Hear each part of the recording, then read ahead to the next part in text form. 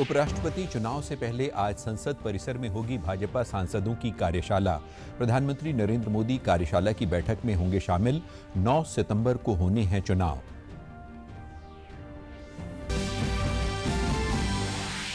पंजाब में बाढ़ का प्रकोप जारी, अब तक 46 लोगों की मौत और 3 लापता। किसानों की 1,74,000 हेक्टेयर फसल डूबी। गुरदासपुर सहित 7 जिलों में प्रकोप ज्यादा। और हरियाणा ने बाढ़ प्रभावित पंजाब के लिए 15 और हिमाचल के लिए राहत सामग्री से भरी 10 गाड़ियों की रवाना। दिल्ली सरकार ने पंजाब राहत कोष में 5 करोड़ रुपए देने का किया ऐलान। नमस्कार, चंडीगढ़ से आपका स्वागत है। मैं हूं आशुतोष। अब समाचार विस्तार से। उपराष्ट्रपति चुनाव से पहले संसद परिसर में आज भाजपा सांसदों की कार्यशाला आयोजित होगी। प्रधानमंत्री नरेंद्र मोदी भी इस कार्यशाला की बैठक में शामिल होंगे। 2 दिवसीय वर्कशॉप में लगभग 4 सेशन होने हैं, जिनमें पार्टी के इतिहास और विकास पर चर्चा और सांसदों की कार्यकुशलता बढ़ाने पर काम किया जाएगा। वर्कशॉप का मकसद उपराष्ट्रपति चुनाव से पहले 100% वोटिंग के लिए सांसदों को सही प्रशिक्षण देना है। ट्रेनिंग सेशन में सांसदों को बैलेट पेपर पर सही निशान लगाने, चुनाव अधिकारी की ओर से दिया गया पेन का इस्तेमाल करने और बैलेट पेपर को सही तरीके से मोड़कर बॉक्स के अंदर डालने की जानकारी दी जाएगी, ताकि वोट अमान्य न हो। दरअसल गुप्त मतदान में पार्टी व्हिप लागू नहीं होता है और ऐसे में एनडीए का ध्यान क्रॉस वोटिंग रोकने और अवैध वोटों को कम करने पर है। उपराष्ट्रपति चुनाव के लिए परसों वोटिंग होगी और काउंटिंग भी इसी दिन ही होगी। एनडीए ने महाराष्ट्र के राज्यपाल सीपी राधाकृष्णन को उपराष्ट्रपति पद का उम्मीदवार बनाया है। उनका मुकाबला इंडी गठबंधन के उम्मीदवार और सुप्रीम कोर्ट के रिटायर्ड जज जस्टिस बी सुदर्शन रेड्डी से होगा। पंजाब में बाढ़ के कारण स्थिति बहुत खराब है। राज्य के सभी 23 जिलों को आपदा प्रभावित घोषित कर दिया गया है, लेकिन 7 जिले गुरदासपुर, अमृतसर, फाजिलका, फिरोजपुर, कपूरथला, होशियारपुर और पठानकोट बाढ़ से सबसे ज्यादा प्रभावित हैं। बाढ़ से प्रभावित कुल आबादी का 85% हिस्सा इन्हीं 7 जिलों में है। राज्य में कुल 3,87,000 लोग बाढ़ से प्रभावित हुए हैं, जिनमें से अकेले इन 7 जिलों में 3,29,000 लोग शामिल हैं और इस वजह से ये जिले इस संकट का केंद्र बन गए हैं। किसानों की 1.74 लाख हेक्टेयर फसल डूब गई है। राहत और बचाव कार्य में जुटे सैन्य बलों ने भी टुकड़ियों की संख्या 24 से बढ़ाकर 27 कर दी है, जबकि एनडीआरएफ की 23 और एसडीआरएफ की 2 टीमें लोगों की मदद के लिए लगातार जुटी हुई हैं। पिछले 24 घंटों में अमृतसर और रूपनगर में 3 लोगों की मौत की खबर भी सामने आई है। राज्य के 14 जिलों में बाढ़ से जुड़ी घटनाओं में अब तक 46 लोगों की मृत्यु हुई है, जबकि पठानकोट जिले में 3 व्यक्ति लापता हैं। बारिश से प्रभावित गांवों की संख्या बढ़कर 1,996 हो गई है। सेना, वायुसेना, राष्ट्रीय आपदा मोचन बल और बीएसएफ के दलों ने करीब 23,000 लोगों को सुरक्षित निकाला है। उधर दिल्ली में पुराने रेलवे पुल पर यमुना नदी का जलस्तर कल रात 8 बजे कम होकर 205.98 मीटर पर पहुंच गया, जो कई दिन से 207 मीटर के आसपास था। हालांकि जलस्तर अब भी खतरे के निशान से ऊपर है। अधिकारियों के अनुसार स्थिति पर कड़ी नजर रखी जा रही है और सभी संबंधित एजेंसियां अलर्ट पर हैं। दिल्ली में चेतावनी का निशान 204.5 मीटर है, जबकि खतरे का निशान 205.33 मीटर है। फाजिलका जिले के बाढ़ से प्रभावित क्षेत्र में पंजाब सरकार की ओर से राहत सामग्री बांटने का तीसरा चरण शुरू किया गया है। कैबिनेट मंत्री तरुणप्रीत सौंद ने बताया कि सरकार बाढ़ प्रभावितों को हर संभव मदद कर रही है। पत्रकारों से बातचीत करते हुए कैबिनेट मंत्री ने बताया कि फाजिलका जिले के 40 गांवों के 24,930 लोग बाढ़ की चपेट में आए हैं। उन्होंने कहा कि 4,200 से ज्यादा लोगों को सुरक्षित निकाला गया है, जबकि 2,553 लोगों को राहत कैंपों में पहुंचाया गया है। कैबिनेट मंत्री ने बताया कि जिले में 30 राहत कैंप बनाए गए हैं, जिनमें से 14 कैंप चल रहे हैं।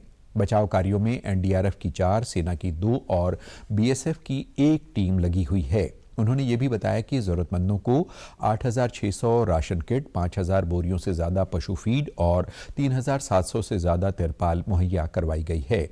स्वास्थ्य देखभाल और जांच के लिए 38 मेडिकल टीमें और 28 वेटनरी टीमें मैदान में तैनात की गई हैं। प्रॉपर उनकी राशन की डिस्ट्रीब्यूशन की जा रही है, इनको तरपालों की जरूरत है, तरपालें दी जा रही हैं और साथ में इनको जो मेडिसिन की जरूरत है, क्लोरीन की जरूरत है, वो सारी चीजें यहाँ पे प्रोवाइड करवाई जा रही हैं। सरकार अपने स्तर के ऊपर मुख्यमंत्री पंजाब सरदार भगवंत सिंह मान जी के दिशा निर्देश के ऊपर काम करने लगी। ये कुदरती आपदा है, कुदरत को कोई जज नहीं कर सकता, परंतु जो अब है सो है, अब उसके साथ हमें निपटना पड़ेगा। हम पूरी मुस्तैदी से लगे हुए हैं। आज सुबह हमने प्रेस कॉन्फ्रेंस करके पूरा फाजिलका का हमने डेटा भी रिलीज किया कि हमने क्या क्या उसमें किया है। वहीं बाढ़ की मार झेल रहे पंजाब के बाशिंदों ने अपनी अनदेखी पर नाराजगी जताई है। गुरदासपुर के सीमावर्ती क्षेत्र डेरा बाबा नानक के गांव सिंहपुरा के डेरे में रहने वाले लोग प्रशासनिक लापरवाही और अनदेखी से दुखी हैं। उनके मुताबिक बाढ़ की वजह से इस गांव का संपर्क लगभग 10 दिनों तक देश के बाकी हिस्सों से कटा रहा, लेकिन किसी ने उनकी सुध नहीं ली। ना उनके पास प्रशासनिक सहायता पहुंची और न ही कोई समाजसेवी संस्था ने मदद का हाथ आगे बढ़ाया। इसके साथ ही गांव के लोगों ने शाहपुर जाजन से सिंहपुरा जाने वाली ड्रेन में कई जगह कटाव होने की खामी को उजागर किया, जिसके चलते उनकी हजारों एकड़ धान की फसल बर्बाद हुई। जाके देखो बच्चे आ पानी लथा ते आपां थोड़ा पिंड नाल संपर्क च होए आ, ना ते साडे कोल कोई एनडीआरएफ टीम पहुंची आ, ना साडे कोल कोई प्रशासन दा बंदा पहुंचा जी। साडे कोल ना ते कोई संस्था आउंदी, ना कोई सरकार दा नुमाइंदा वा। आ जी सक्की आ रही ड्रेन है जी शाहपुर जाजन चों निकली आ। ਇਹਦੇ ਵਿੱਚ ਤੁਸੀਂ ਇਧਰ ਪਿੱਛੇ ਵੇਖੋ ਤੇ ਜਾਓ ਤੇ 1 ਕਿਲੋਮੀਟਰ ਤੱਕ ਦੇ ਪਾੜ ਹੈ, ਕਦੋਂ ਕਿੱਲੇ ਦਾ ਪਾੜ, ਕਦੋਂ 2 ਕਿੱਲੇ ਦਾ, ਕਾਫੀ ਜ਼ਿਆਦਾ ਇਹਨੇ ਸਾਨੂੰ ਮਾਰਿਆ ਜੀ। हरियाणा के मुख्यमंत्री नायब सिंह सैनी ने आज पंचकुला स्थित माता मनसा देवी के दर्शन कर आशीर्वाद लिया और देश प्रदेश की खुशहाली की प्रार्थना की। इसके पश्चात उन्होंने भाजपा प्रदेश कार्यालय पंचकमल पंचकुला से बाढ़ पीड़ितों के लिए राहत सामग्री से भरी गाड़ियों को पंजाब और हिमाचल प्रदेश के लिए रवाना किया। उन्होंने 15 राहत सामग्री की गाड़ियां पंजाब और 10 राहत गाड़ियां हिमाचल प्रदेश के लिए रवाना की हैं। इस अवसर पर हरियाणा विधानसभा के पूर्व अध्यक्ष ज्ञानचंद गुप्ता एवं हिमाचल भाजपा के अध्यक्ष राजीव बिंदल भी विशेष रूप से उपस्थित रहे। इसके अलावा हरियाणा विधानसभा के अध्यक्ष हरविंदर कल्याण ने करनाल से राहत सामग्री के ट्रक को हरी झंडी देखकर रवाना किया। उन्होंने पीड़ितों की मदद के लिए मुख्यमंत्री राहत कोष में अपना 1 महीने का वेतन देते हुए सभी जनप्रतिनिधियों, अधिकारियों और कर्मचारियों से भी अपना 1 दिन से लेकर 1 महीने तक का वेतन बाढ़ पीड़ितों की मदद के लिए देने की अपील की। वहीं करनाल के विधायक जगमोहन आनंद ने भी बाढ़ पीड़ितों की मदद का आह्वान करते हुए अपना 1 महीने का वेतन मुख्यमंत्री राहत कोष में देने की घोषणा की। पहाड़ी इलाकों की बात करें, वहाँ पर भी जगह जगह पर बादल फटने के कारण से और लैंडस्लाइड के कारण से काफ़ी व्यवस्थाएं खराब हुई हैं और लोगों को काफ़ी दिक्कत का सामना करना पड़ रहा है। लोगों को जो एक बेसिक जो ज़रूरतें होती हैं, राशन की, खाने की, उन सब की दिक्कत आ रही है। जो स्पीकर के नाते जो मेरी सैलरी है, उसका 1 महीने की सैलरी मैंने मुख्यमंत्री राहत कोष में दी है। पंजाब में बाढ़ से हुए भारी नुकसान के बीच दिल्ली सरकार ने मदद का ऐलान किया है। दिल्ली सरकार ने पंजाब के राहत फंड में 5 करोड़ रुपए देने का योगदान देने की घोषणा की है। मुख्यमंत्री रेखा गुप्ता ने कहा कि दिल्ली के लोग और सरकार इस मुसीबत की घड़ी में पंजाब के लोगों के साथ खड़े हैं। उन्होंने कहा कि वे पंजाब के लोगों से पूरी हमदर्दी रखती हैं और उम्मीद करती हैं कि जल्द ही उन्हें इस मुसीबत से राहत मिले। परिस्थितियों में वहाँ के निवासी चल रहे हैं, अपनी ओर से बहुत ही संवेदनाएं प्रकट करती हूँ। ईश्वर इस दिक्कत से, इस मुसीबत से जल्द ही उन सबको राहत दे और दिल्ली सरकार की ओर से हम पंजाब सीएम रिलीफ फंड में 5 करोड़ रुपए की सहायता देने की घोषणा करते हैं। हम उन्हें चाहते हैं कि पंजाब जल्दी इन विकट स्थितियों से निकल कर के बाहर आए। उधर पंजाब के वित्त मंत्री एडवोकेट हरपाल सिंह चीमा ने कल पंजाब भवन में प्रेस वार्ता करते हुए राज्य में बाढ़ की स्थिति और उससे हुए नुकसान के बारे में जानकारी साझा की। उन्होंने कहा कि बाढ़ से संबंधित राहत कार्यों व अन्य गतिविधियों के लिए उपायुक्तों को राजस्व विभाग ने 71 करोड़ रुपए जारी किए हैं। उन्होंने बताया कि बाढ़ का खतरा अभी टला नहीं है, बल्कि मालवा क्षेत्र में खतरे के बादल अभी भी मंडरा रहे हैं। भगवंत सिंह मान जी ने लिखा था, उसके तहत हमारा जो 60,000 करोड़ रुपया पेंडिंग है वो ही जारी कर दीजिए, क्योंकि अभी नई असेसमेंट अभी तो लगातार जो है नुकसान जारी है। अभी तो लगातार पंजाब में मौतें भी हो रही हैं और लगातार फ्लड जो है वो और भी कहीं कहीं जगह पे और भी तेजी से आ रहा है। जैसे अब तक बात करूं 43 लोगों की मौत हो चुकी है और बहुत सारे जो हमारा एनिमल है, जो मिल्ची काऊ है, बफेलो है, उनकी मौत हो चुकी है। हरियाणा के मुख्यमंत्री नायब सिंह सैनी ने कल शाहबाद में जल भराव से प्रभावित गांवों के जनप्रतिनिधियों से बातचीत की और गांवों की स्थिति व नुकसान के बारे में जानकारी ली। इसके बाद मुख्यमंत्री ने मार्कंडेश्वर मंदिर में पूजा अर्चना की और साथ ही जल भराव प्रभावित क्षेत्र से शिफ्ट किए हुए नागरिकों से बातचीत कर उनकी समस्याओं को जाना। इस दौरान उन्होंने कहा कि प्रदेश सरकार नागरिकों को हर संभव मदद पहुंचा रही है। जल भराव वाले क्षेत्रों में धीरे धीरे पानी कम हो रहा है।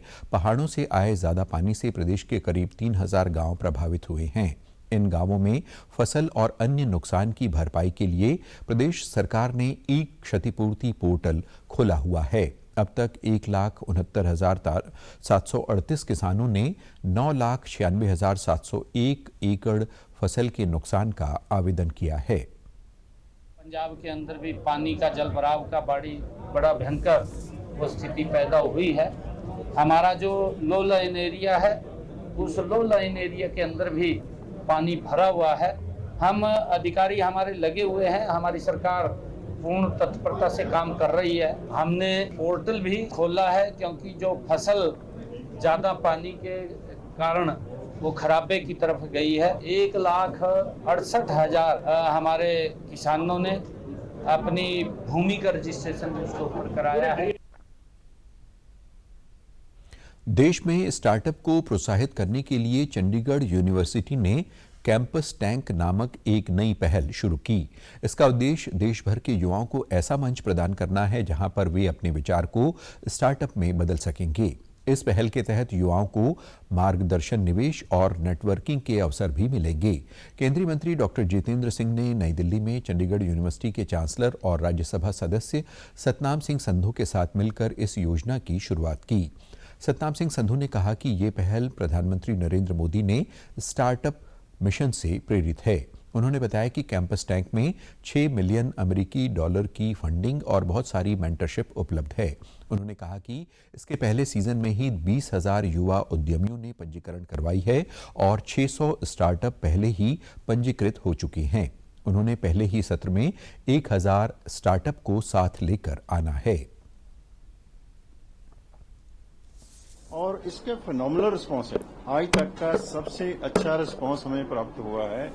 20,000 यंग एंटरप्रेन्योर रजिस्टर हुए हैं और 600 स्टार्टअप इसमें ऑलरेडी रजिस्टर हो चुके हैं। ये फर्स्ट सीजन है और फर्स्ट सीजन में हमारा टारगेट 1,000 स्टार्टअप को लेके आने का है और हमारी उम्मीद है कि इसमें से 300 स्टार्टअप जो हैं आगे हम लेके जा पाएंगे। बिहार के राजगीर में खेले जा रहे हॉकी एशिया कप का फाइनल मुकाबला आज मेजबान भारत और विजेता दक्षिण कोरिया के बीच शाम 7:30 बजे खेला जाएगा। कल सुपर 4 के अपने तीसरे और आखिरी मुकाबले में भारत ने चीन को 7-0 से हराकर फाइनल में जगह बनाई। मैच में भारत ने शानदार शुरुआत की और पहले ही क्वार्टर में 2 गोल दाग 2-0 की बढ़त बना ली। भारत ने पहले फील्ड गोल के जरिए स्कोर किया, जबकि इसके बाद दूसरा गोल पेनल्टी कॉर्नर से आया। दूसरे क्वार्टर में भारत को एक और पेनल्टी कॉर्नर मिला, जिसे टीम ने गोल में बदलकर बढ़त को 3-0 कर दिया। हाफ टाइम के बाद भी भारतीय टीम का दमदार प्रदर्शन जारी रहा और टीम ने तीसरे और चौथे क्वार्टर में 4 गोल दागकर मुकाबले को 7-0 से जीत लिया। भारतीय टीम की नज़र अब फाइनल जीतकर चौथी बार एशिया कप के खिताब को जीतने की होगी और भारतीय महिला हॉकी टीम की पूर्व कप्तान रानी रामपाल को भरोसा है कि भारतीय पुरुष हॉकी टीम एशिया कप का खिताब जीतने में जरूर कामयाब होगी। उन्होंने भारतीय महिला हॉकी टीम को भी थाईलैंड के खिलाफ मिली पहली जीत पर बधाई दी है। देश में खेलने का मजा ही अलग होता है और वो हॉकी को पूरा एंजॉय कर रहे हैं राजगीर बिहार में। एंड आई एम श्योर कि हमारी पुरुष जो हॉकी टीम है वो इस एशिया कप को जरूर इसकी मेजबानी कर रही है, तो डेफिनेटली भारत को ही इसकी जीत मिलेगी। आई एम श्योर एक अच्छा टूर्नामेंट का स्टार्ट किया है और इससे उनको काफी कॉन्फिडेंस मिलेगा और टूर्नामेंट में जब आप पहला मैच अच्छा प्रदर्शन करते हो तो उससे आपका कॉन्फिडेंस बिल्ड होता है। और आप हमारे समाचार YouTube channel DD news Chandigarh, Facebook DD news Chandigarh और social media X DD news CHD पर भी देख सकते हैं। इसी के साथ चंडीगढ़ से समाचारों का सिलसिला समाप्त होता है। नमस्कार।